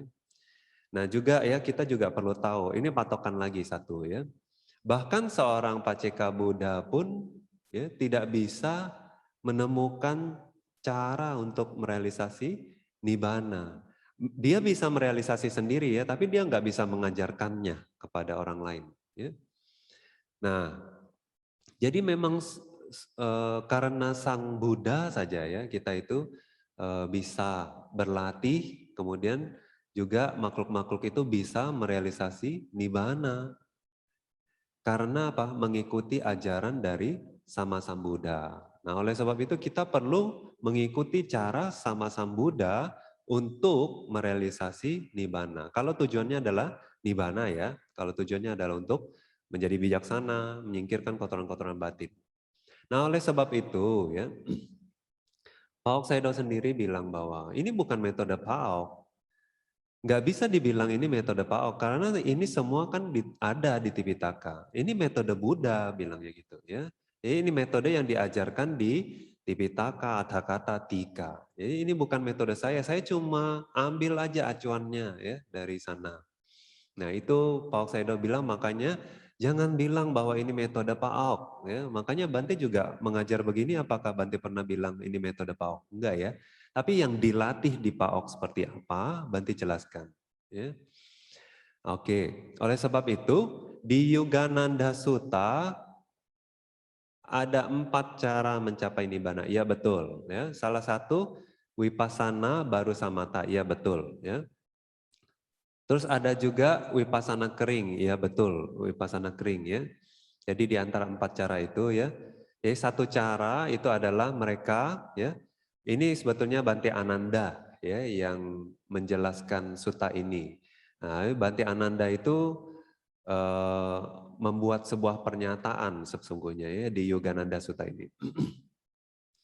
Jadi ada ya beberapa arahat yang datang ke Bante Ananda menjelaskan kepada beliau bahwa mereka itu mencapai arahat karena ya atau lewat cara apa? Berlatih samatha dulu, kemudian baru vipassana. Nah, ada lagi yang berlatih vipassana dulu, baru samatha, kemudian merealisasi arahat ya. Nah, ada lagi yang samatha dan vipassana bersamaan ya. Nah, kemudian ada lagi yang tidak berlatih samatha, hanya vipassana saja ya. Nah, itulah yang sering disebut sebagai vipassana kering ya atau sudah vipassana, ya. Nah, ada yang berlatih vipassana dulu baru samatha. Iya betul ya. Jadi dulu di Pak Ok juga seperti itu. Ya, tidak berlatih jhana ya. Nah, samatha di sini ya di Yogananda Sutta jelas-jelas dibilang adalah jhana ya. Jadi bukan berarti samatha ini mengacu kepada upacara samadhi ya, enggak termasuk ya. Di sini mengacu kepada jhana ya. Di kata-kata bilang samatha di sini adalah jhana. Nah, oleh sebab itu vipassana bagaimanapun ya harus ya dijelaskan bahwa mengembangkan konsentrasi. Karena bagaimanapun ya jalan mulia berunsur 8 ada konsentrasi benar ya. Jadi kalau mau merealisasi nibbana, Buddha bilang apa? Jalan menuju lenyapnya dukkha itu kan untuk merealisasi nibbana ya enggak? Jalan mulia berunsur 8. Nah, salah satunya apa? Konsentrasi benar ya. Enggak bisa di-courting ya. Buddha enggak bilang 7 ya, tapi Buddha bilang 8. Nah, jadi ya 8-8-nya harus kita latih. Nah, untuk bisa melatih vipassana juga misalnya ya lewat 4 unsur itu penting. Ya, kalau mereka nggak punya jhana itu satu-satunya pilihan mereka ya untuk melatih meditasi 4 unsur. Kenapa? Karena dengan melatih meditasi 4 unsur tubuhnya nanti akan berubah menjadi rupa kalapa, debu yang muncul lenyap. Nah, itu pun juga belum ya objek vipassana ya. Nah, objek vipassana itu adalah paramatha rupa di dalam rupa kalapa tersebut ya. Jadi satu rupa kalapa biasanya ada 8 ya, setidaknya ada 8 paramatha rupa ya, fenomena materi hakiki. Nah, itu adalah objek vipassana ya. Bukanlah rupa kalapa. Kemunculan kelenyapan rupa kalapa bukan objek vipassana ya. Nah, jadi untuk bisa melihat ya paramatha rupa harus melatih apa? Meditasi 4 unsur. Nah, untuk bisa seluruh tubuh ini pecah jadi rupa kalapa yang muncul lenyap itu ya, bagaimana caranya? Meditasi 4 unsur ya. Meditasi 4 unsur pada saat sudah maksimal nanti konsentrasi yang dicapai adalah upacara samadhi.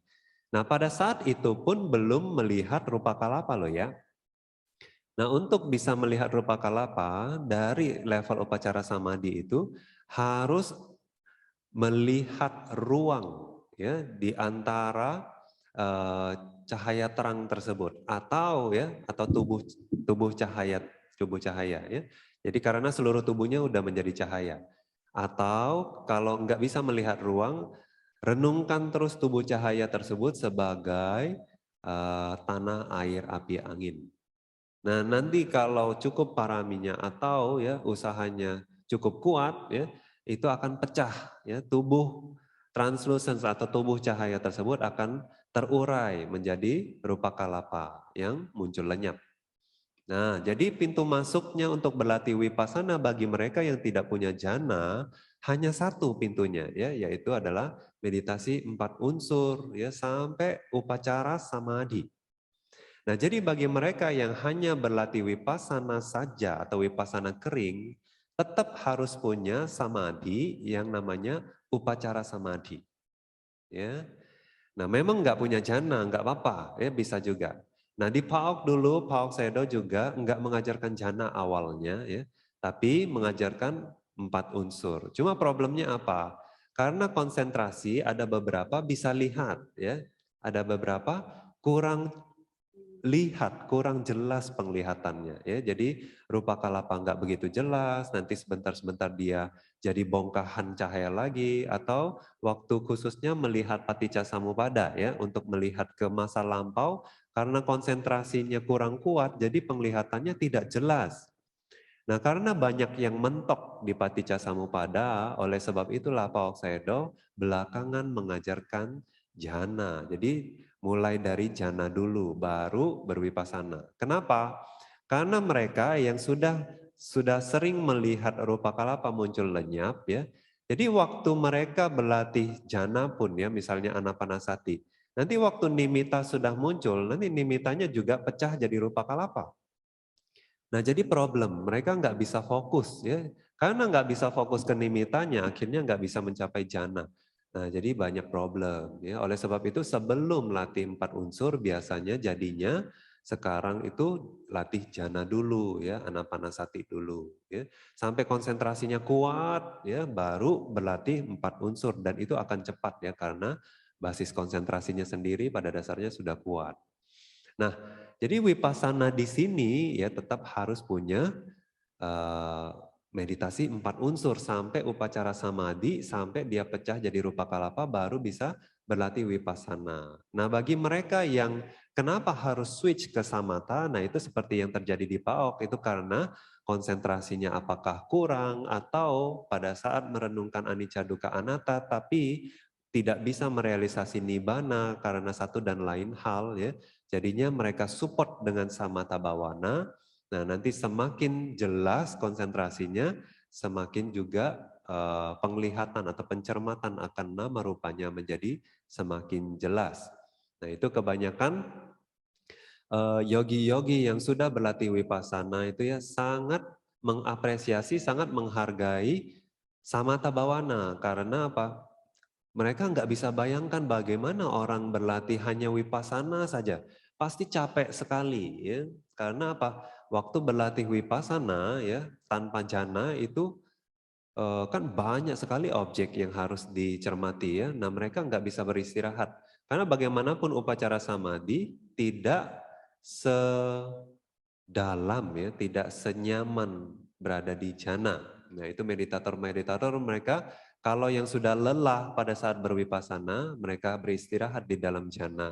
Nah, di Wisuddhimagga pun dijelaskan bahwa kalau orang pergi perang ya, tapi kedua pihak yang perang itu tidak bisa menang ya, setara, sebanding ya. Jadinya nggak kalah, nggak menang. Tapi akhirnya mereka dua-duanya juga kecapaian. Akhirnya apa yang dilakukan? Ya pulang ke benteng masing-masing, istirahat dulu, nanti kalau sudah kuat baru maju perang lagi. Nah, sama seperti, jadi wipasana itu dianggap seperti medan perang. Ini karena berperang sama kilesa juga, karena juga objeknya juga banyak yang harus dicermati, direnungkan sebagai anicca dukkha anatta. Jadi kadang-kadang lelah ya, mumet, bukan lelah dalam arti pikirannya itu capek gitu ya, bukan, tapi mumet karena objeknya muncul lenyap dengan cepat, juga harus ganti-ganti objek terus ya, jadi dia sebentar ya istirahat di dalam jana, dicas lagi, oke keluar lagi, udah fresh, keluar lagi, baru berwipasana. Nah jadi ada ya biku-biku bahkan di zaman dulu, di zaman Buddha juga awalnya wipasana dulu, nanti karena satu dan lain hal merasa butuh bersamata, jadi dia mengembangkan jhana. Nah itu ya yang penjelasan di dalam Yogananda Sutta. Jadi karena kebetulan tidak bisa konsentrasi, tapi mulai lihat gejolak batin, akusala, kusala, peka setelah ikut kelas Abhidhamma Sanggaha. Ya bagus ya, maksudnya dalam keseharian kita kalau bisa melihat batin kita ini, oh ini sedang akusala, oh ini sedang kusala, itu bagus ya. Tapi itu hanya di permukaan ya. Karena tidak jelas jadinya kemunculan dan kelenyapannya. Kalaupun kita bisa misalnya kemarin saya marah, tapi kemunculan dan kemarahan tersebut kita tidak bisa lihat ya kemunculan dan kelenyapannya. Nah, hanya oh kemarin tadi marah, oh sekarang udah nggak marah lagi, oh anicca. Oh, bukan seperti itu ya. Jadi Buddha bilang bahwa di setiap momen ya bahkan dalam satu detik pun dia kelihatan muncul lenyapnya. Nah itu yang harus kita renungkan sebagai anicca, dukkha anatta ya. Batin yang setajam itu baru yang bisa merealisasi nibbana. Jadi kalau kita hanya merenungkan oh kemarin marah hari ini tidak marah lagi berarti sudah anicca. Nah yang seperti ini ya batinnya itu hanya di permukaan saja, tidak tajam gitu ya. Nah jadi kalau belum punya konsentrasi, bagus ya di dalam kehidupan sehari-hari kalau Anda sering melihat batin Anda oh sedang marah, berarti Anda tahu rem dong. Jadi Anda tidak semakin marah tentunya. Nah, tapi pada saat Anda lihat oh batin ini sedang dermawan misalnya ya, waktu berdana ya dermawan, atau pada saat meta sedang muncul meta, sedang meta ya. Nah, itu bagus. Jadi Anda tahu waktunya ngerem, Anda tahu waktunya dikembangkan lagi ya batin-batin yang baik. Nah tapi untuk bisa melihat sampai ke Paramatthadhamma tetap harus ngembangin konsentrasi ya. Jadi itu sebabnya di Satipatthana Sutta kalau kita pelajari dengan detail ya, di Tika dijelaskan bahwa kucing juga tahu dia berjalan ya. Jadi kucing juga berjalan, dia tahu dia sedang berjalan, ya berbaring dia tahu dia sedang berbaring. Nah, tapi apa itu objek dari wipasana? Nah, dijelaskan bahwa itu bukan objek dari wipasana. Ya, objek dari wipasana itu adalah yaitu badan yang sedang berjalan, tapi nggak kelihatan badan lagi, tapi yang kelihatannya apa? Fenomena materi yang muncul lenyap. Ya, jadi kalau mau berlatih wipasana, latihlah sampai ke paramatha rupa, paramatha nama ya, tapi jangan berlatih secara permukaan saja gitu. Sadu.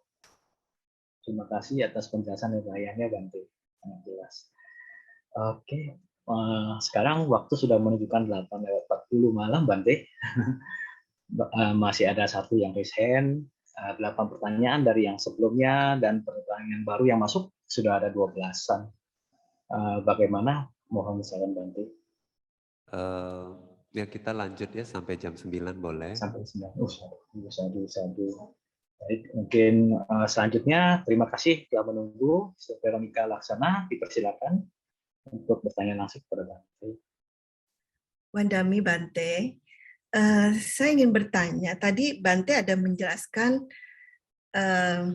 yang kita melakukan perenungan Marananusati terhadap mayat. Pertanyaan saya, apakah Marananusati ini tujuannya hanya untuk memunculkan samvega, atau kita juga bisa melihat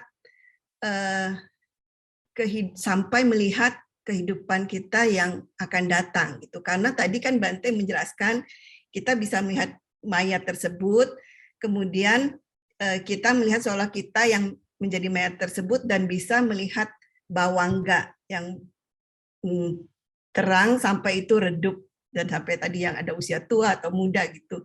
Jadi pertanyaan saya, apakah juga bisa melihat yang masa depan? Dan pertanyaan kedua, bawangga yang kita lihat di mayat kita tersebut, yang kita lihat, apakah itu maksudnya mirror, cermin dari bawangga kita yang saat itu juga gitu. Atau itu hanya konsep yang kita lihat? Terima kasih, Bante. Ya, jadi kalau mereka yang sudah bisa melihat bawangga, jadi kalau mereka arahkan ke internal ya di daerah sekitar jantung, begitu juga eksternal di daerah sekitar jantung, setiap makhluk itu akan kelihatan bawangga ya, cahaya. Ya, seperti cermin, cahaya seperti cermin. Nah, jadi begitu juga waktu kita membayangkan ya mayat kita sedang berbaring, nah kita juga bisa melihat di daerah batinnya, bawangganya itu ya, kita bisa melihat bawangga juga ya. Nah, tapi tentunya kita yang kita lihat hanyalah sebagai bawangga saja. Kita nggak ngelatih melihat objeknya di dalam bawangga itu ya. Nah, jadi kita hanya melihat bawangganya karena kita mau lihat kapan bawangga ini padam ya enggak. Nah, jadi kita hanya lihat seperti itu saja. Nah, untuk yang Marananusati ya. Jadi kalau mereka melihat bawangganya padam itu, nah ada beberapa meditator bisa melihat ya waktu itu tubuhnya juga jadi tua atau masih muda, tapi bawangganya padam. Nah, jadi mereka bisa mereka-reka ya sekitar kurang lebih umur berapa mereka meninggal gitu ya. Nah, tapi ada juga yang tidak melihat juga ada, tapi mereka melihat hanya bawangganya padam. Nah, itu tidak masalah ya. Intinya adalah bagaimana melihat bawangganya padam, pada saat melihat bawangganya padam baru bisa merenungkan sebagai kematian, kematian, kematian. Itu. Jadi tidak selalu bisa lihat, tapi bisa terlihat enggak? Kadang-kadang terlihat. Gitu. Nah, untuk perihal munculnya samwega, sebetulnya itu penting. Ya, jadi biasanya merenungkan kematian itu seperti produk sampingnya ya, produk sampingnya ada samwega. Ya, misalnya kalau kita berlatih anapanasati ya, sebetulnya yang kita fokus hanyalah nafas. Tapi sembari kita perhatiin nafas, waktu batin kita sudah semakin terkonsentrasi, pasti kita makin tenang, makin hening, makin bahagia. Nah, itu hanyalah produk sampingan ya, karena fokus ke nafas. Nah, begitu juga dengan merenungkan kematian ini, produk sampingannya adalah sangwega muncul. Oke, ya, terima kasih Bante penjelasannya. Sadu.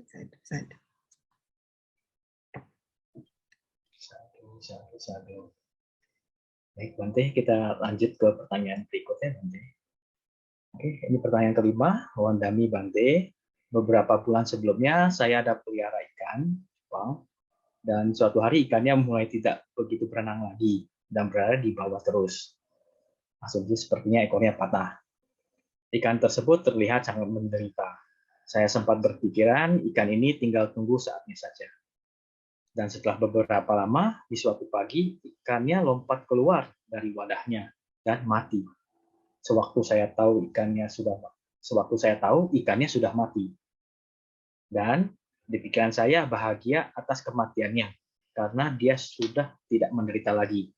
Apakah ini termasuk karma buruk di pikiran, seperti cerita Bante yang sebelumnya, ketika Bodhisatta bahagia atas kematian ikan-ikan? Mohon penjelasannya, Anumodami Bante. Iya, ini pertanyaan yang bagus ya, tapi sebetulnya objeknya itu bisa apa saja tergantung bagaimana pikiran kita melihatnya ya. Pandangan kita itu yang penting. Jadi objek itu pada dasarnya netral ya. Misalnya kamera. Ya. Kamera sendiri nggak aku salah, nggak aku salah. Tapi kalau Bante melihat kamera lalu kesal, nah itu jadi aku salah ya, tidak bajik. Kemarahan muncul. Atau kalau Bante jadi serakah, mau memiliki, nah lobha muncul, keserakahan muncul. Ya. Atau kalau Bante ngelihat, oh dengan kamera ini bisa memberikan dhamma, nah lalu kebajikan muncul. Nah jadi kamera sendiri objeknya itu ya bisa memunculkan kebajikan, bisa juga memunculkan kotoran batin. Sebetulnya bukan karena objeknya, tapi karena bagaimana perhatian kita, manasikara. Ya. Makanya Buddha menganjurkan kita untuk sering-sering yoniso manasikara ya. Jadi pikirannya itu senantiasa bajik. Nah, begitu juga melihat kematian ikan, ya misalnya. Nah, kalau bodhisatta waktu itu menyetujui pembunuhan tersebut, ya, dia seolah-olah menyetujui pembunuhan tersebut. Meskipun dia sendiri tidak membunuh, tapi dia ikut senang atas pembunuhan tersebut. Nah, tapi kalau Ibu Ju ya, Ibu Ju atau Bapak Ju ini ya, dia ini kan karena melihat hewan itu sudah tidak menderita lagi. Lalu dia merasa bahwa dengan matinya itu dia terbebas dari penderitaannya, jadi dia ikut berbahagia. Nah, ini bisa jadi apa? Karuna ya, bisa karena karuna ya, bisa juga mudita ya. Jadi tergantung ikannya sendiri happy atau enggak happy. Kalau ikannya sendiri bahagia berarti mudita muncul ya, rasa kebahagiaan simpatik ya. Atau kalau ya ikannya merasa menderita ya, tapi karena kita ngelihat dia oh dia bebas dari penderitaannya ya. Nah, itu karuna muncul. Nah, jadi beda ya, cara pandangnya berbeda. Yang satu menginginkan kematiannya, yang satu hanya berbahagia bahwa akhirnya dia sudah terbebas dari penderitaan. Nah, itu sangat kontras ya, tidak berarti pikiran Anda tidak sama dengan bodhisatta waktu itu dan akhirnya bukanlah ketidakbajikan ya. Sadu. Kita akan lanjut, nanti masih ada beberapa saat sebelum jam 9 dari Sister Cecilia. Pertanyaannya, Wandami Bante, apabila kita mendengarkan dhamma sambil bekerja, apakah termasuk melanggar sila kedua? Dari atasan tidak dilarang multitasking, asalkan kerjaan selesai. Mohon nasihatnya Bante, mudah-mudahan. Tidak melanggar, termasuk melanggar sila kedua. Adinadana ya, sila kedua ya. Mencuri. Sebetulnya kita harus tahu dalam kasus pencurian tersebut yang melanggar sila kedua itu ada 5 ya, ada 5 faktor. Yang pertama ya, ini barang milik orang lain. Ya. Kita tahu barang ini milik orang lain. Nah, itu yang pertama ada barang ya, barang ini milik orang lain. Yang kedua kita tahu bahwa barang ini milik orang lain. Yang ketiga kita ada keinginan untuk mengambilnya jadi milik kita, ya, jadi mencuri ini, ya, mengambilnya jadi milik kita. Dan yang keempat kita berusaha, ya, ada usaha di situ untuk mencuri. Ya. Nah, yang kelima barangnya itu tercuri, ya, tercuri atau jadi milik kita. Ya, kalau tercuri itu katanya jadi milik kita ya, padahal sebetulnya kalau secara hukum bukan jadi milik kita ya. Nah, tapi kalau secara dhamma itu jadi milik kita, tapi kita yang mencuri ya. Nah, kalau misalnya ya kita mendengarkan dhamma sambil bekerja, oke. Jadi pekerjaan ini milik siapa? Ya, jadi kita mendengarkan dhamma sambil bekerja. Jadi yang kita ambil itu apa ya? Waktu ya. Apa begitu? Menurut Robi bagaimana? Kalau menurut saya mungkin pertanyaannya ditekankan ke pekerjaannya si Bante ya, yang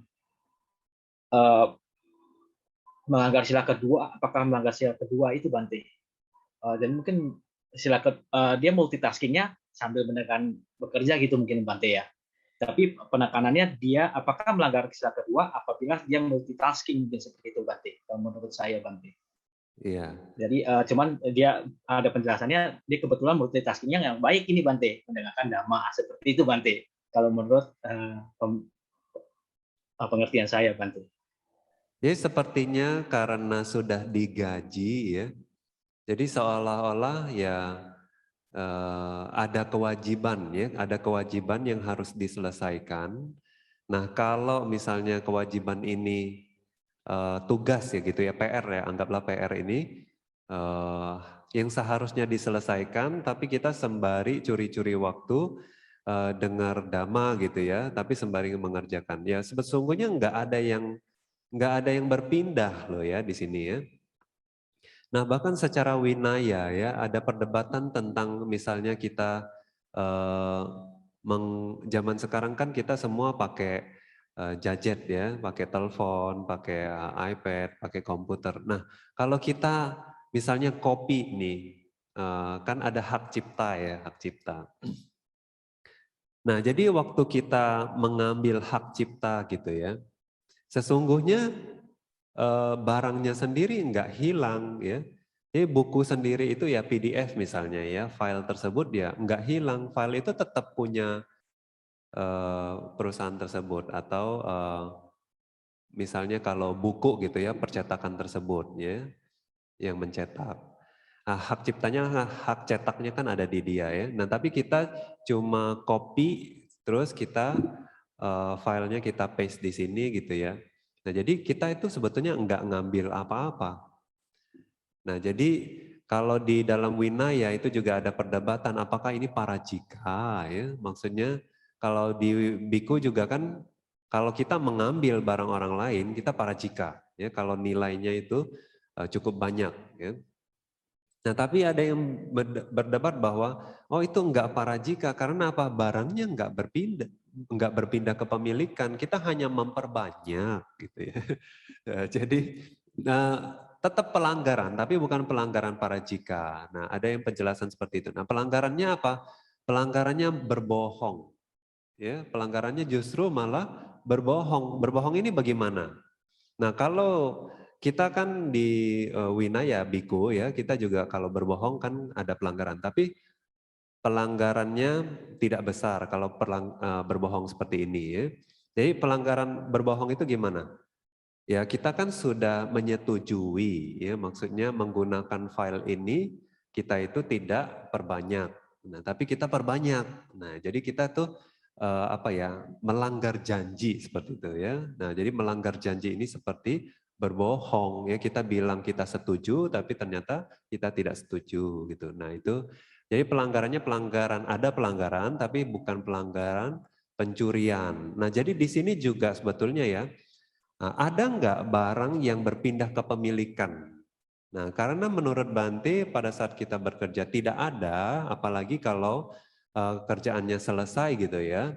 Nah, jadi mendengarkan dhamma sambil bekerja itu menurut Bante tidak melanggar sila kedua. Nah, Bante kurang tahu ya jenis pekerjaannya. Mungkin kalau jenis pekerjaan tertentu kita bisa jadi pertimbangannya karena kita secara umum saja berpikiran bahwa pekerjaan pada dasarnya ya yang penting pekerjaannya selesai ya, kita boleh sembari ngobrol, kita boleh sembari mendengarkan dhamma. Nah, tapi ya pesan Bante apa? Kalau kita mendengarkan dhamma sembari bekerja ya, biasanya kita kurang paham. Nah, jadi biasainlah mendengar dhamma itu ya khusuk, fokus, hanya dengar dhamma saja. Ya. Bukan dengar dhamma supaya ketiduran. Oke, ada lagi yang orang dengar dhamma itu supaya tidur, cepat tidur gitu katanya ya. Apalagi kalau dhammanya Bantenya Nokangsa. Ya, jangan ya. Jangan dengar dhamma sembari tiduran. Atau ada lagi orang dengar dhamma sembari nyapu, sembari ngepel. Nah, jangan ya. Karena apa? Anda tidak akan mendapatkan pesan yang ingin disampaikan secara 100%. Ya. Nah, bahkan di zaman Buddha juga kalau orang mendengarkan dhamma ya 100%. Ya. Jadi biasainlah mengerjakan segala sesuatu itu satu persatu. Ya. Jadi fokus, betul-betul pikirannya di sana 100%, sadar penuh gitu ya. Nah itu lebih bagus. Nanti untuk meditasi, praktek meditasi Anda juga itu bisa membantu kalau Anda terbiasa ya, punya kebiasaan melakukan segala sesuatu itu 100%. Nah itu meditasinya akan terbantu. Satu Bante. Bante tadi ada message masuk. Pertanyaannya ditambahkan Bante, ada info tambahan. apakah ini mencuri waktu apa tidak, Bante? Mungkin jadi di penekanannya adalah waktunya dicuri, itu melanggar sila kedua apa enggak gitu penekanannya, seperti itu. Mencuri Kalau waktu. waktu, penekanannya di situ seperti itu, Bante. Apakah ada penjelasan lainnya, Bante? Atau seperti apa? Ya, jadi kalau memang Anda khawatir ya Anda boleh tanya, Pak, kepada bos ya, bos, boleh nggak kalau saya sembari nih, sembari dengar lagu, sembari dengar dhamma, tapi saya kerjaan selesai gitu ya. Nah coba Anda, yang penting kalau Anda minta izin ya, kalau dia izinkan ya berarti nggak masalah. Sadu. Semoga dengan jelas dari penjelasan dari Bante. Sekarang waktu sudah 8.58, Bante. Kurang 2 menit dari jam 9. Kita cukupkan sampai di sini atau bagaimana, Ya. Bante? Jadi sisa pertanyaan kita jawab di pertemuan berikutnya ya. Sadu, Bante. Terima kasih, Bante Anumodani. Terima kasih kalian Amita yang sudah berpartisipasi di sesi tanya jawab ini. Untuk pertanyaan yang sudah masuk akan kita bahas di kelas berikutnya bersama Bante. Oke, kalian Amita, mari kita semua bersikap anjali dengan segala kerendahan hati. Mari kita memohon maaf kepada Bante dan bangsa atas kesalahan yang kita lakukan, baik melalui pikiran, ucapan, dan perbuatan, sebelum dan selama kelas Abhidharma berlangsung. Bante, kami akan memulai. Ya. Okasa wandami Bante. Sukhi hotu nibbanasa pacayo hotu. Maya katam punyang samina anumoditabang. Sadhu anumodami. Samina katang punyang mayam databang. Sadhu anumoditabang. Sadu anumodami. Okasa dwaratayena katang sabang ajayam kamathame Bante. Kami tabang. Sadu. Okasa kamami Bante. Sukhi hotu nibbanasa pacayo hotu.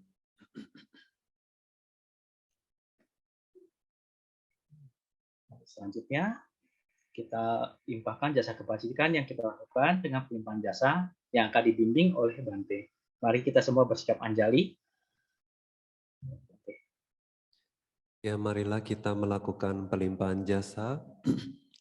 Setelah sejauh ini kita menjalankan moralitas, mendengarkan dhamma, melakukan dana, berdiskusi dhamma, bermeditasi, semoga semua kebajikan ini berlimpah kepada sanak keluarga yang sudah meninggal, kepada teman-teman yang sudah meninggal, semoga mereka terbebas dari penderitaan. Dan juga kita mau limpahkan jasa kebajikan ini kepada para dewa yang melindungi Buddha Sasana, yang melindungi kita semua selama ini, juga kepada makhluk yang terlihat maupun yang tidak terlihat. Semoga mereka bisa ikut berbahagia. Dan tidak lupa semoga jasa kebajikan ini menjadi penyebab pendukung dalam usaha kita melenyapkan kotoran-kotoran batin, mencapai kebahagiaan sejati, nibbana. Marilah bersama-sama kita melakukan pelimpahan jasa.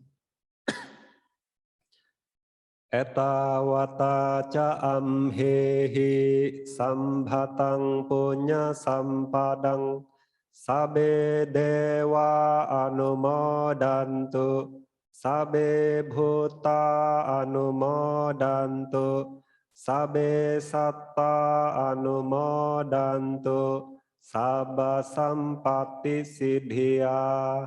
Idang me nyati nang hotu sukhita hontu nyatayo.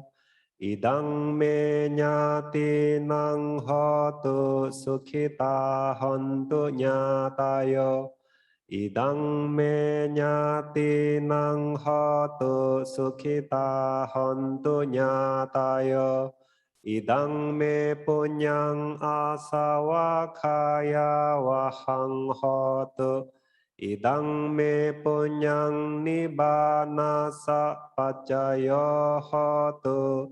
Mama punya bhagang sabasatanang bhajemi. Te sabe me samang punya bhagang labhantu.